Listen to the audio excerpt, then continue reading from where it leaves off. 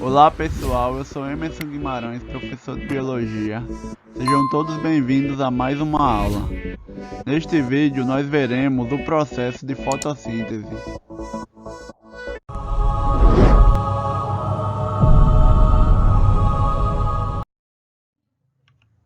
Energia para a vida.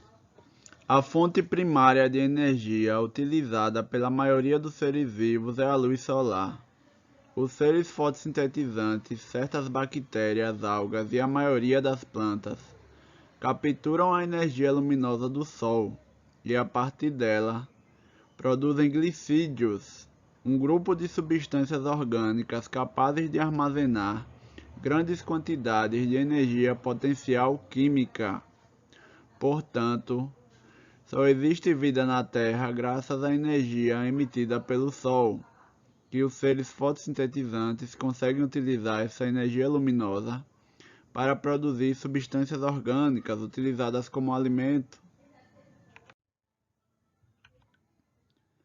Em uma visão simplificada, é como se a energia luminosa empregada na síntese da molécula de glicídio permanecesse armazenada nas ligações químicas dessa substância. O rearranjo das ligações, quando as células decompõem os glicídios em substâncias mais simples, permite que a energia seja disponibilizada para as atividades vitais. Esse processo de transferência de energia que ocorre nas células vivas são intermediados por um importante composto químico conhecido pela sigla ATP.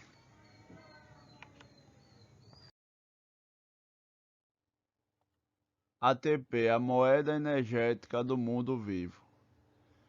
Praticamente todos os processos celulares demandam energia, que as células obtêm a partir de moléculas orgânicas que lhes servem de alimento. Nesse contexto, podemos perguntar: como as células conseguem captar a energia proveniente do alimento, armazená-la temporariamente e disponibilizá-la prontamente para os processos metabólicos? A estratégia energética dos seres vivos consiste em transferir a energia liberada na quebra do alimento para moléculas armazenadoras, capazes de circular livremente pela célula, fornecendo energia aos processos vitais. O principal responsável pelo armazenamento temporário de energia intracelular é o trifosfato de adenosina, substância conhecida pela sigla ATP, do inglês Adenosine Triphosphate. Alguns cientistas comparam o ATP a uma moeda energética que circula dentro da célula e custeia os gastos metabólicos. Uma molécula de ATP resulta da união química de três componentes: uma base nitrogenada, a adenina, um glicídio de 5 carbonos, a ribose, e três grupamentos fosfato. A molécula formada por uma base nitrogenada e um glicídio, unida a um ou mais fosfatos, constitui um nucleotídeo. Os grupos fosfato do ATP estão unidos entre si por ligações covalentes que liberam grande quantidade de energia quando se desfazem. Por esse motivo, essas ligações entre os fosfatos do ATP são denominadas ligações de alta energia, sendo representadas pelo símbolo TIO. Quando um grupo fosfato terminal se separa do ATP, este se transforma em ADP, difosfato de adenosina, um nucleotídeo com dois fosfatos. Por sua vez, ao ter seu grupo fosfato terminal separado, o ADP transforma-se em AMP, o monofosfato de adenosina. Aqui nessa figura nós vemos a fórmula estrutural do ATP. A parte da molécula formada pela adenina e pela ribose é chamada de adenosina. Então nós vemos que o ATP ele é formado por uma base nitrogenada, a adenina, por um açúcar de 5 carbonos, a ribose, e por 3 grupos fosfatos. Então trata-se de um nucleotídeo, o ATP, Ele é um nucleotídeo formado pela adenina, a ribose e 3 grupos fosfatos. Quando o ATP perde um fosfato, ele se transforma em ADP, o difosfato de adenosina. Quando ele tem os 3 fosfatos, ele é ATP, o trifosfato de adenosina. E se ele perder 2 fosfatos, ele se transforma em AMP, o monofosfato de adenosina.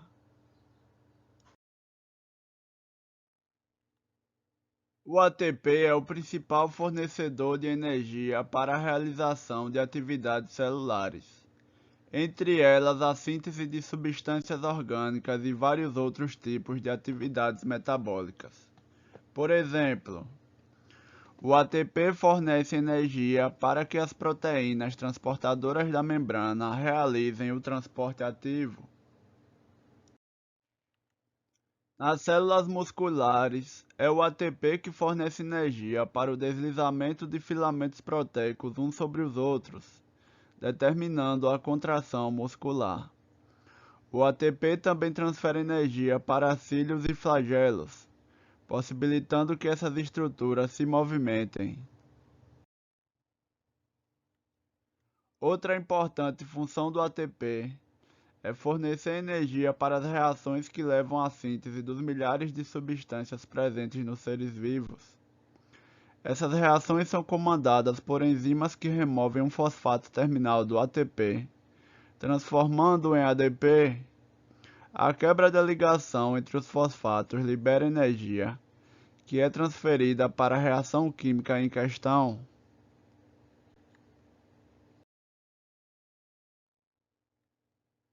O processo de fotossíntese.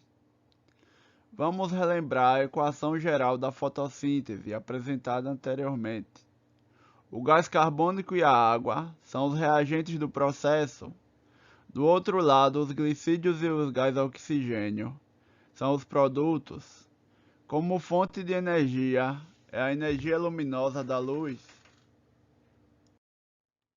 Nas células vegetais, a fotossíntese ocorre no interior dos cloroplastos, organelas citoplasmáticas que contêm clorofila e pigmentos acessórios responsáveis pela captação da energia da luz, além de todos os outros participantes do processo fotossintético, como enzimas, coenzimas, cofatores, etc. Nas bactérias fotossintetizantes, a clorofila e outros pigmentos fotossintetizantes localizam-se em estruturas membranosas presentes no citoplasma.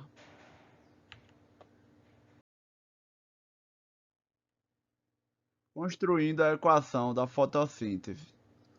O primeiro pesquisador que estudou cientificamente a fotossíntese foi o químico inglês Joseph Priestley, que viveu de 1733 a 1804.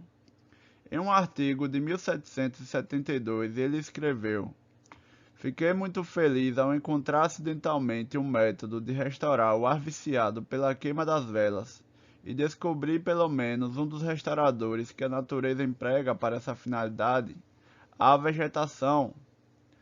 Aí na figura da direita nós vemos uma pintura de Joseph Priestley, que foi o primeiro a observar que as plantas tinham a capacidade de renovar o ar que era consumido pela queima das velas.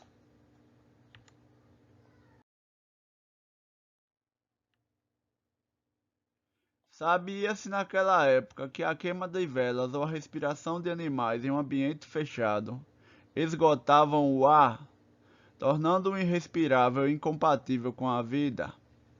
Priestley foi o primeiro a observar que se uma planta fosse introduzida em um ambiente com o ar esgotado, depois de algum tempo o ar era restaurado e tornava-se novamente respirável. Nós vemos aí nessa figura que está representando que o ar esgotado e respirável, que ficava dessa forma pela queima das velas ou respiração de animais, se houvessem plantas nesse ambiente, ele se transformava em ar puro, ou seja, ar respirável.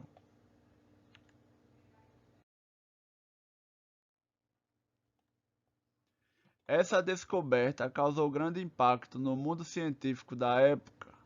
O fato de a vegetação restaurar o ar explicava por que a atmosfera permanecia respirável, sem se deteriorar com a respiração de pessoas e de animais e com os processos de combustão.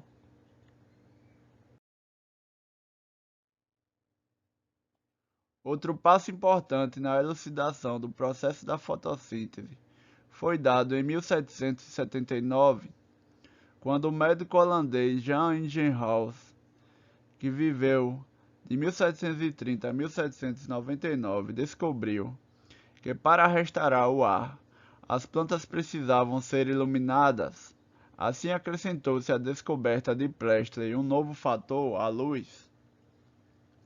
Então nós vemos aqui nessa figura que o ar esgotado e irrespirável pela queima de velas e respiração de animais, com a presença de plantas nesse lugar e também a presença de luz, ele se tornava ar puro respirável. Aqui nessa figura da direita nós vemos um retrato do Jan Ingenhous, que foi quem percebeu que além das plantas também era necessário a presença de luz para que o ar esgotado se tornasse ar puro.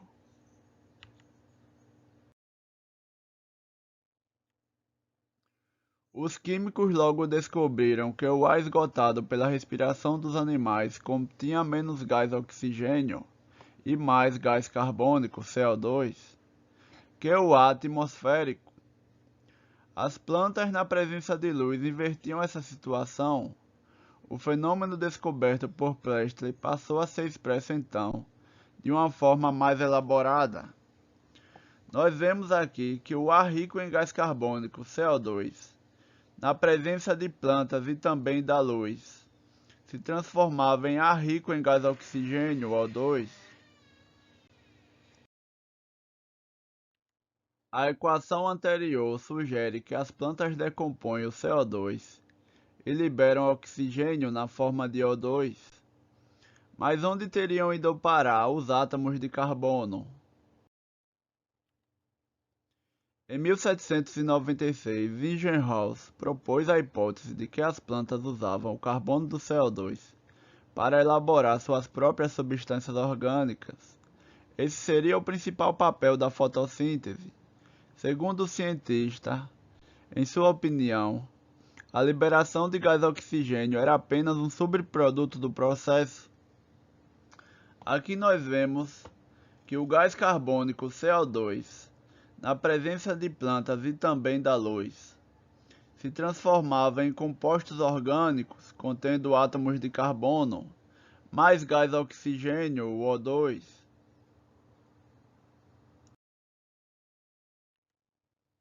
Em 1804, o cientista suíço Nicolas Theodore de Saussure, que viveu de 1767 a 1845, mostrou que a água H2O também participa da fotossíntese, juntamente com o gás carbônico CO2 do ar. A equação do processo foi novamente ampliada. Aqui nós vemos que o gás carbônico CO2, juntamente com a água H2O, na presença de plantas e também da luz, se transforma em compostos orgânicos contendo átomos de carbono e também O2, que é o gás oxigênio. Aqui nessa figura nós vemos uma fotografia do Nicolas Theodore de Saussure, que foi quem percebeu que a água também participa do processo de fotossíntese.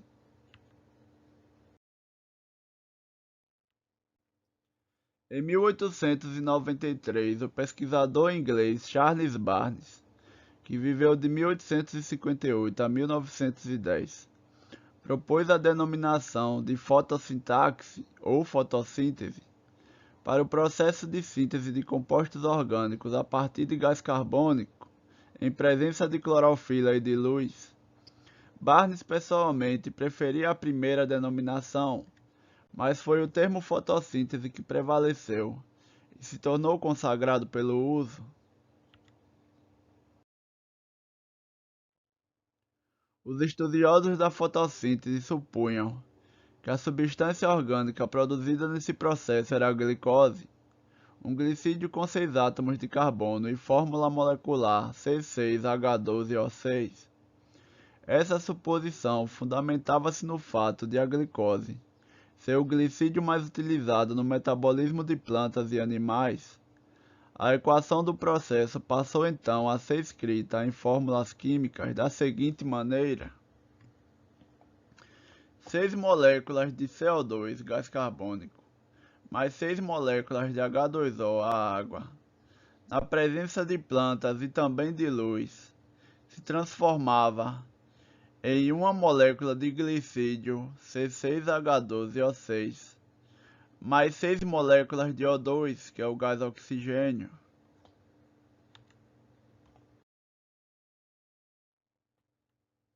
A equação anterior leva a pensar que os átomos de oxigênio presentes nas moléculas de O2 provêm diretamente das moléculas de CO2 e que os átomos de hidrogênio e de oxigênio presentes nos glicídios C6H12O6 provém das moléculas de H2O, que no caso é a água. Entretanto, não é esse o rearranjo de átomos que ocorre na reação de fotossíntese. Qual dos reagentes, gás carbônico ou água, fornece os átomos de oxigênio constituintes das moléculas de O2, produzidas na fotossíntese? A resposta começou a ser delineada pelo bioquímico holandês Cornelis van Niel, que viveu de 1897 a 1985. Por volta de 1930, ele estudava a fotossíntese realizada por sulfobactérias púrpura, organismos autotróficos que utilizam em sua fotossíntese moléculas de sulfeto de hidrogênio, H2S, em vez de água, H2O, e liberam no processo enxofre elementar, S, em vez de gás oxigênio, O2. A partir desses estudos, o pesquisador sugeriu a seguinte equação para a fotossíntese das sulfobactérias púrpura. Aqui nós vemos a equação que o Cornelis van Niel propôs a partir dos seus estudos com as sulfobactérias púrpura. Ele propôs que 6 moléculas de CO2, gás carbônico, mais 12 moléculas de H2S, o gás sulfídrico, na presença de luz, se transformava em glicídio C6H12O6, mais 12 enxofres elementar, mais 6 moléculas de H2O, a água.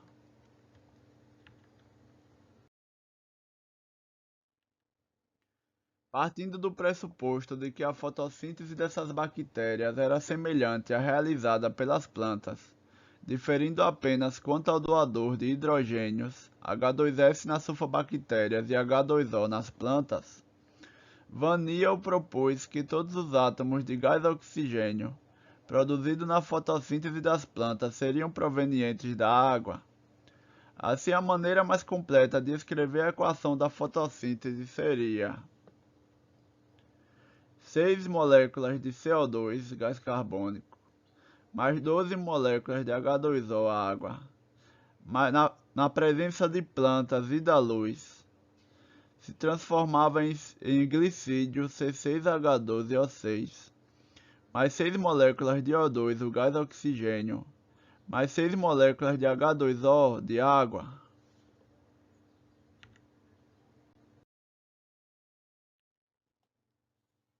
Na década de 1940, um experimento engenhoso confirmou a hipótese de Van Niel.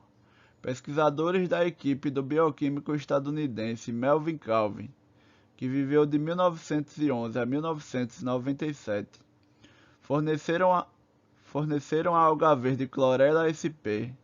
moléculas de água cujo oxigênio era o isótopo O18, chamado de oxigênio pesado em virtude de sua massa atômica ser maior que a do isótopo leve O16, mais comum na natureza.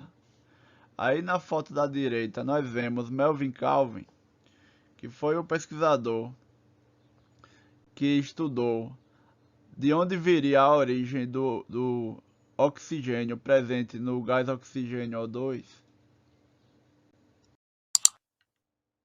Como técnicas de laboratório permitem diferenciar os dois isótopos, essa foi a maneira encontrada pelos cientistas para marcar os átomos de oxigênio da água, de modo a poder distingui-los dos átomos de oxigênio presentes no gás carbônico.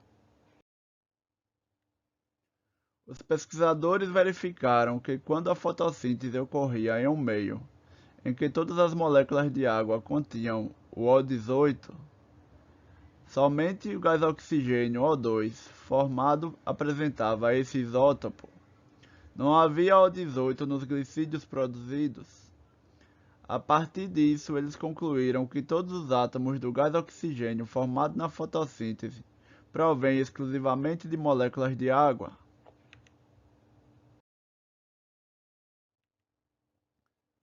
A síntese de ATP nos cloroplastos, fotofosforilação. As emissões solares que atingem a Terra constituem-se de uma ampla gama de radiações ou ondas eletromagnéticas. As radiações distinguem-se umas das outras por uma característica vibratória de suas ondas, o comprimento de onda. Radiações ultravioleta, por exemplo, têm comprimento de onda mais curto que radiações infravermelhas. Entre a grande gama de radiações, há uma estreita faixa de comprimentos de onda que nossos olhos conseguem captar, constituindo as radiações visíveis que denominamos luz. A clorofila, presente nos cloroplastos de algas e de plantas, é capaz de absorver a energia da luz, principalmente a das radiações luminosas vermelha e violeta, refletindo quase todo o verde. Daí a cor apresentada pela clorofila. Ao ser atingida pela luz, uma molécula de clorofila capta energia luminosa. Ocorre então o que os químicos denominam excitação eletrônica. Alguns elétrons absorvem energia da luz e tornam-se excitados, o que faz com que eles sejam expelidos da molécula de clorofila.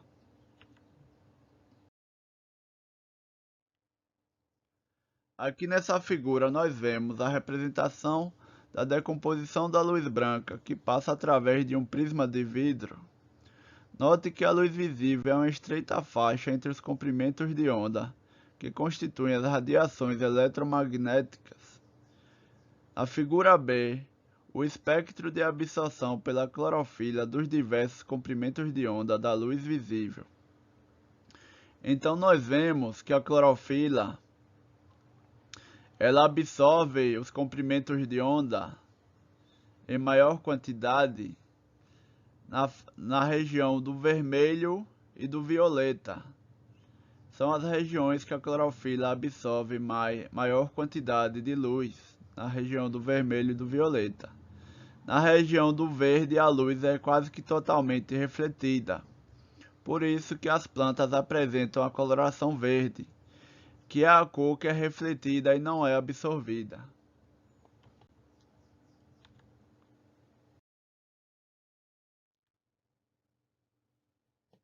Elétrons excitados são instáveis, tendendo a eliminar energia adicional e voltar ao estado energético original. Entretanto, ao redor das moléculas de clorofila há substâncias especializadas em captar esses elétrons energizados antes que eles liberem seu excesso energético na forma de luz ou calor e retorne à clorofila. Essas substâncias captadoras são chamadas aceptores de elétrons. A excitação eletrônica da clorofila pela luz e a captura dos elétrons energizados pelos aceptores marca o momento da transformação da energia luminosa em energia química. A energia de parte dos elétrons excitados é liberada controladamente, à medida que eles são transferidos do primeiro aceptor para o segundo, para um terceiro e assim por diante, naquilo que os cientistas denominam cadeia transportadora de elétrons. O termo cadeia, nesse caso, refere-se a uma sequência como os elos de uma corrente. No cloroplasto, os diversos receptores intermediários da cadeia, transportadoras de elétrons, dispõem-se organizadamente na membrana do tilacoide, maximizando a eficiência das transferências eletrônicas. O último receptor da cadeia é a substância conhecida como NADP, sigla do inglês nicotinamide adenine dinucleotídeo fosfato, que significa fosfato de dinucleotídeo de nicotinamida adenina. Ao receber os elétrons da cadeia transportadora da qual faz parte, as moléculas de NADP passam do estado oxidado NADP+, em que se encontrava, para um estado reduzido NADPH. A energia liberada pelos elétrons nas cadeias transportadoras é utilizada para forçar prótons, que são íons de hidrogênio, representados por H+, a passar do estroma para o espaço interno dos tilacoides, onde se acumulam. Os íons H+ acumulados tendem a retornar ao estroma, mas a membrana do tilacoide é impermeável à sua saída. Por isso, esses íons só podem voltar ao estroma atravessando a sintase do ATP, um complexo proteico presente na membrana do tilacoide. A constituição da sintase do ATP é comparável a um gerador molecular de dimensões nanoscópicas. Ela possui um rotor interno que gira ao ser movido pela passagem de íons H+. Nessa atividade, a energia da difusão do H+ é utilizada para sintetizar ATP, pela união de ADP e PI, que no caso é o fosfato. A reação de adição de PI ao ADP, ou seja, do fosfato ao ADP, que leva à síntese de ATP, é denominada fosforilação, uma vez que a energia para essa reação provém originalmente da luz. O processo todo é denominado fotofosforilação.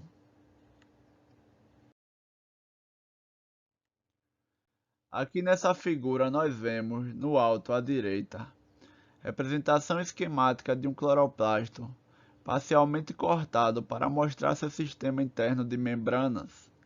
As bolsas membranosas circulares e achatadas que lembram moedas empilhadas são os tilacoides.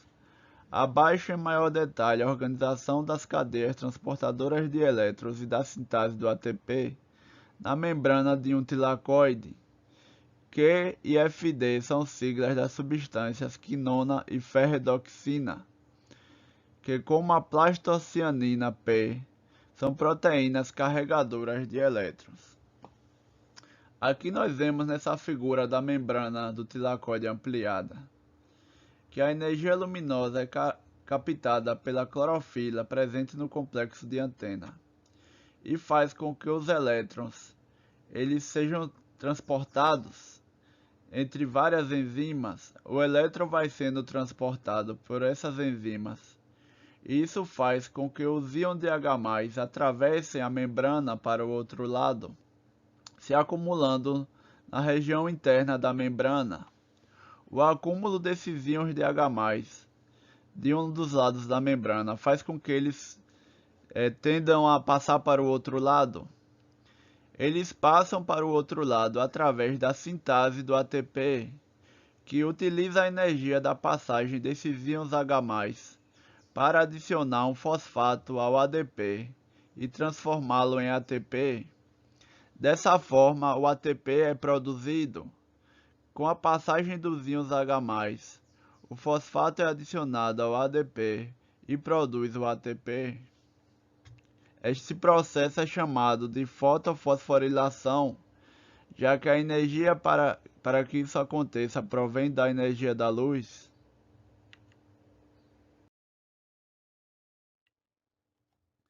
Fotólise da água.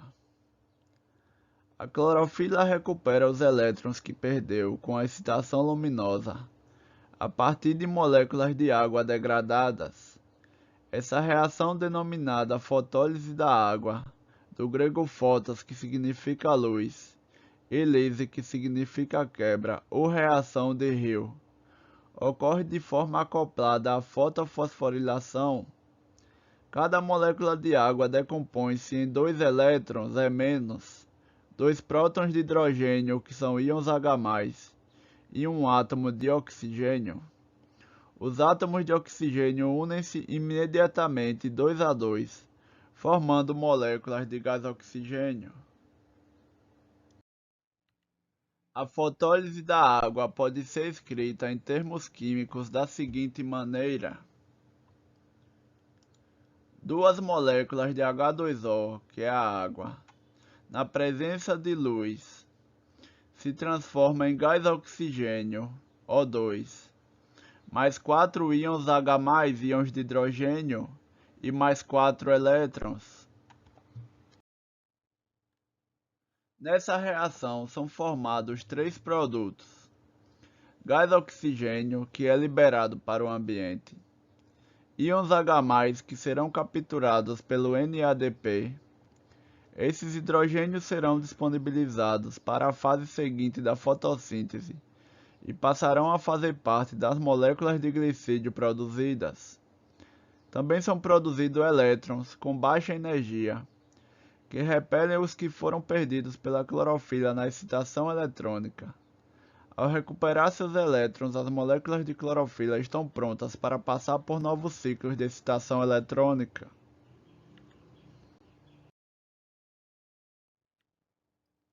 O ciclo das pentoses e a síntese de glicídios. O último conjunto de reações da fotossíntese, denominado ciclo das pentoses, ou ciclo de Calvin-Benson, resulta na formação de moléculas de glicídios com 3 átomos de carbono, o 3-fosfato-gliceraldeído, ou PGAL, do inglês fosfogliceraldeíde.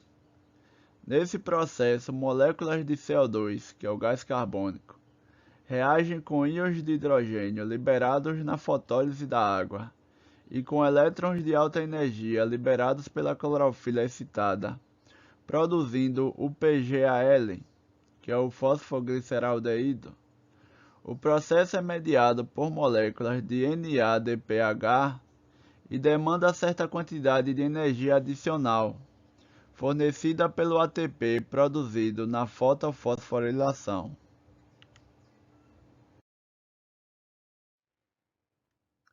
Aqui nessa figura nós vemos o esquema do ciclo das pentoses. O processo tem início com a incorporação de 6 moléculas de gás carbônico e 6 moléculas de RuBP, do inglês ribulose 1,5-bifosfate, e 1,5 que significa 1,5-bifosfato de ribulose. Sobre a coordenação da enzima rubisco, a cada volta completa, o ciclo das pentoses produz 2 moléculas de glicídio com 3 carbonos, que é o 3-fosfato-gliceraldeído, ou PGAL, e 6 moléculas de RuBP, prontas para incorporar novamente o CO2 e iniciar outro ciclo. Então aqui nós vemos nessa figura que nesse ciclo da pentose, há 6 moléculas de gás carbônico e 6 moléculas de RuBP, que é o 1,5-bisfosfato de ribulose. E a cada volta completa desse ciclo das pentoses produz 2 moléculas de 3-fosfato-gliceraldeído, ou PGAL.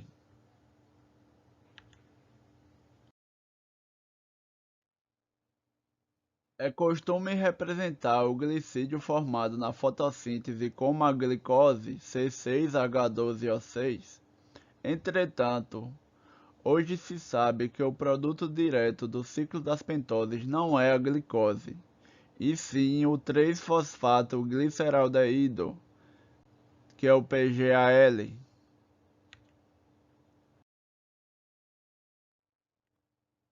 Destino dos produtos da fotossíntese. O PGAL formado no ciclo das pentoses pode seguir 2 caminhos.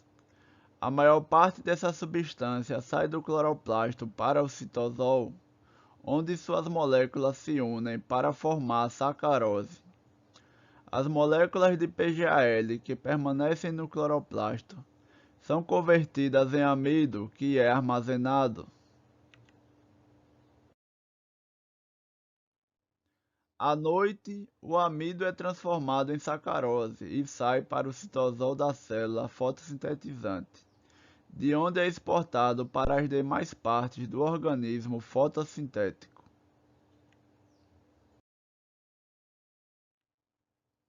Parte dos glicídios produzidos na fotossíntese é utilizada imediatamente nas mitocôndrias da própria célula vegetal no processo de respiração celular, fornecendo energia aos processos vitais. Parte dos glicídios é transformada nas diversas substâncias orgânicas de que a planta ou o organismo fotossintetizante necessita, como aminoácidos, açúcares, gordura, celulose, etc. Outra parte ainda é armazenada na forma de amido dentro de amiloplastos, organelas presentes em células do caule e da raiz das plantas. A fotossíntese garante às algas, às plantas e às bactérias fotossintetizantes total independência em relação a outros organismos vivos no que se refere à obtenção de nutrientes orgânicos. Pelo contrário, praticamente todos os seres heterotróficos da Terra dependem dos seres fotossintetizantes para viver.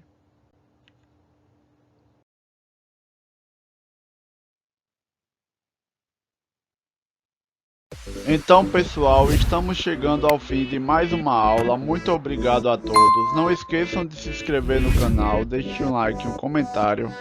Também ativem o sininho das notificações. Muito obrigado a todos e até a próxima. Valeu!